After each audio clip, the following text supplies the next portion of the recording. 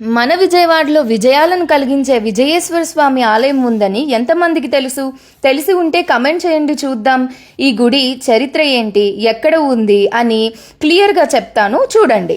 And ఈ గుడికి ఒక యూనిక్ స్పెషాలిటీ ఉంది, అది మాత్రం వీడియో చివరిలో చెప్తాను.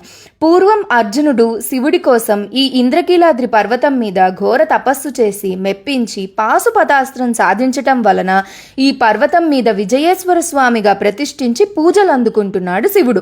అప్పటి నుండి అర్జునునికి విజయుడు అని, ఈ నగరానికి విజయ వాటిక అని పేరొచ్చింది. వాడుకలో అదే విజయవాడగా ప్రసిద్ధి చెందింది.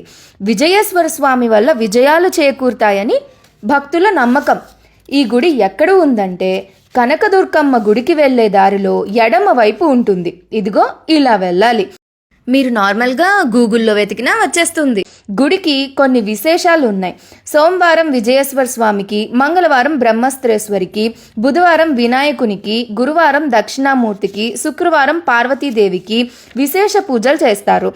గురువారం దక్షిణామూర్తికి చేసే పూజలు చూడటానికి 2 కళ్ళు సరిపోవంటే నమ్మండి. ఇంకా అన్ని రోజులు నవగ్రహాలకి ఇంకా దానాలు, హోమాలు, కచేరీలు చేస్తారు. నేను చెప్తా అన్న యూనిక్ స్పెషాలిటీ ఏంటంటే ఇక్కడ గుడి వెనుక ఉన్న శివలింగానికి మనమే స్వయంగా అభిషేకం చేయొచ్చు. మీరు కూడా విజయేశ్వర స్వామిని దర్శించుకోండి. నాకు ఎప్పుడు మనశ్శాంతి కావాలన్నా ఏదో ఒక గుడికి వెళ్తాను. మీకు మనశ్శాంతి కావాలంటే ఏం చేస్తారు?